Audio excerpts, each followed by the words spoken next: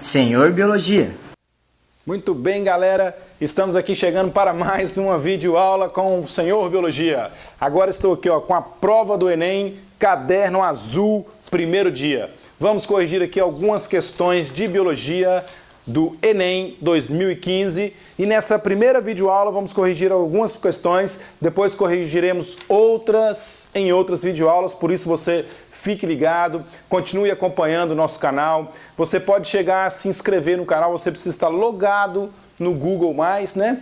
Você logado vai conseguir se inscrever no canal e sempre que tiver uma videoaula nova, você vai receber no seu e-mail avisando, olha, o YouTube está te avisando, olha, tem videoaula do Senhor Biologia, vai lá e assiste, beleza? Por isso é muito importante você se inscrever no canal, mas não deixe de qualquer forma de curtir a aula, de compartilhar com os seus amigos, que isso aí ajuda o canal a crescer, ok? Então vamos lá. Lembrando, estou com o caderno azul, vou fazer aqui a questão de número 46. Hipoxia ou mal das alturas consiste na diminuição de oxigênio, O2, no sangue arterial do organismo. Por essa razão, muitos atletas apresentam mal-estar, dores de cabeça, tontura, falta de ar, etc., ao praticar atividades físicas em altitudes elevadas. Nessas condições ocorrerá uma diminuição na concentração de hemoglobina oxigenada, a HbO2. É chamada também de oxhemoglobina. Isso aí, você que lembrou, parabéns. Oxhemoglobina.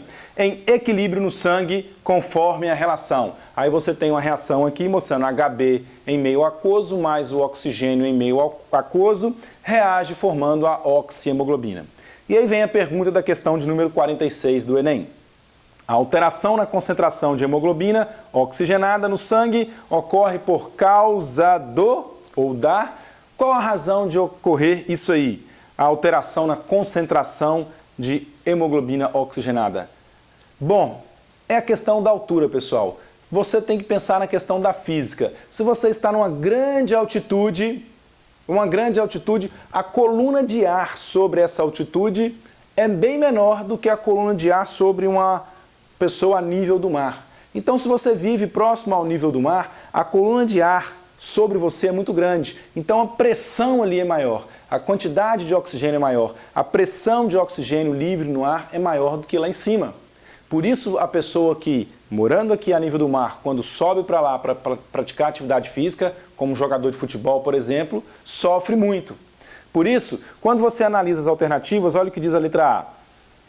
Elevação da pressão arterial. Não é a elevação de pressão arterial que causa essa alteração na concentração de oxhemoglobina. O aumento da temperatura corporal, letra B. Letra C, redução da temperatura do ambiente. Letra D, queda da pressão parcial de oxigênio. Essa é a questão. Queda da pressão parcial de oxigênio. Menos oxigênio diminui a concentração de oxhemoglobina. Ok? Então, caderno azul, questão 46, resposta letra D. E como que faz? Qual a alternativa que o organismo do atleta tem nessa situação? Se ele tiver tempo hábil para isso, o que vai acontecer? O organismo dele vai começar a produzir uma quantidade de hemoglobina maior. Para compensar essa menor quantidade de oxigênio, ele vai produzir muito mais hemoglobina. Pessoas que moram em grandes altitudes têm uma quantidade de hemoglobina maior no sangue do que pessoas que moram ao nível do mar. Ok? Vamos lá para mais uma questão. Questão de número 47. É isso aí, galera. Senhor Biologia no Enem. Questão 47. A indústria têxtil utiliza grande quantidade de corantes no processo de tingimento dos tecidos. O escurecimento das águas dos rios causado pelo despejo desses corantes pode desencadear uma série de problemas no ecossistema aquático. Considerando esse escurecimento das águas, o impacto negativo inicial que pode ocorrer é a eutrofização. Bom, a eutrofização é o quê? É a morte da água.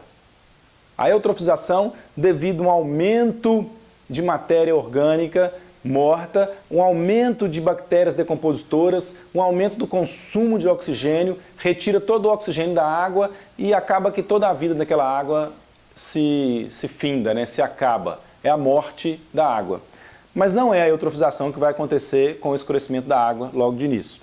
A proliferação de algas, não. Ao contrário, não vai acontecer proliferação de algas. Você vai ver por quê.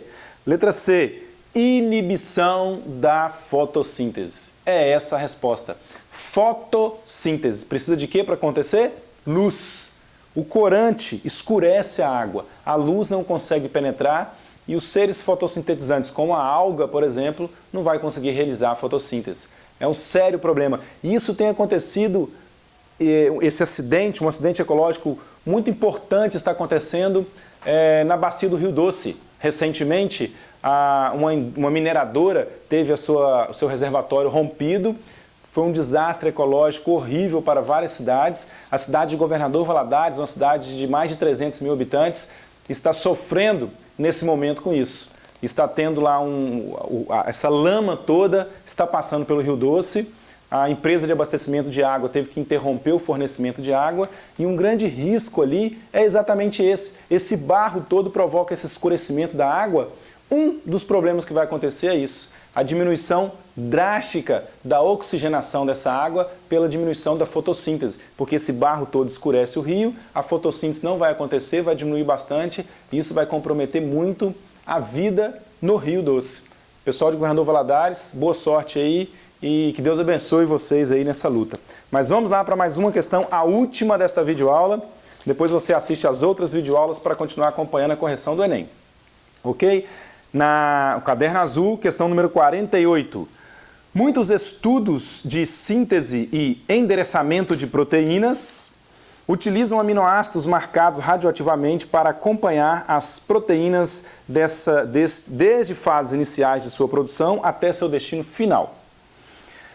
Esses ensaios foram muito empregados para estudos e caracterização de células secretoras. Após esses ensaios de radioatividade, qual gráfico representa a elevação temporal da produção de proteínas e sua localização em uma célula secretora? E aí essa questão, você olha ela aí, ela tem vários gráficos como alternativa, mas o entendimento é o seguinte, uma célula secretora, por exemplo, células acinosas do pâncreas, que são aquele grupo de células que produzem as enzimas do suco pancreático, que vai atuar lá no intestino delgado, ok?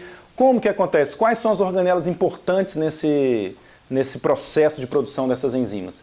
Você tem que ter em mente o seguinte, as enzimas muitas delas são proteolíticas, elas digerem proteínas, então elas são muito perigosas para as células. É muito perigoso essas enzimas estarem soltas no citoplasma, porque o citoplasma é formado, entre outras coisas, pelo citoesqueleto, que é pura proteína.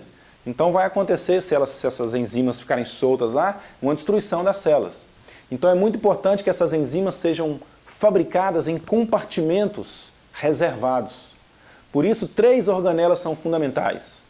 O retículo endoplasmático rugoso, que também é chamado de ergastoplasma, o complexo de Golgi e os grânulos de secreções que são produzidos pelos complexos de Golgi. Então, como que acontece? O retículo endoplasmático rugoso, ele é rugoso por quê? Ele é rugoso porque existe na sua superfície vários ribossomos. E são esses ribossomos é que começam a produzir, sintetizar essas enzimas. Lembrando que as enzimas são proteínas e essas proteínas são ligadas por aminoácidos. Por isso que o aminoácido radioativo vai ser identificado primeiramente no retículo endoplasmático. E aí, essa construção dessa proteína que começou no retículo endoplasmático, que é todo revestido por uma membrana, é levado, ainda dentro de membranas, olha o cuidado da célula, para o complexo de Golgi. A fabricação, a terminação dessa proteína, até ela adquirir a sua estrutura conformacional tridimensional, isso acontece no complexo de Golgi, e aí o complexo de Golgi tem a importante função de empacotar. Ele empacota esse grupo de enzimas, e esse grupo de enzimas sai na forma de grãos de secreção, ou grãos de zimógeno, e vai até a membrana plasmática, e na membrana plasmática ele é solto para fora da célula. Ok? Então, primeiramente, você vai encontrar esse aminoácido radioativo em grande quantidade onde? No retículo endoplasmático.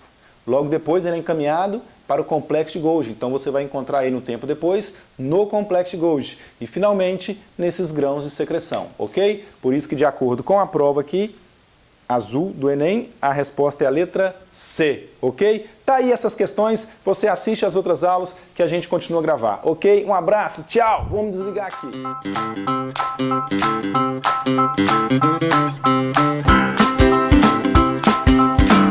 Senhor Biologia.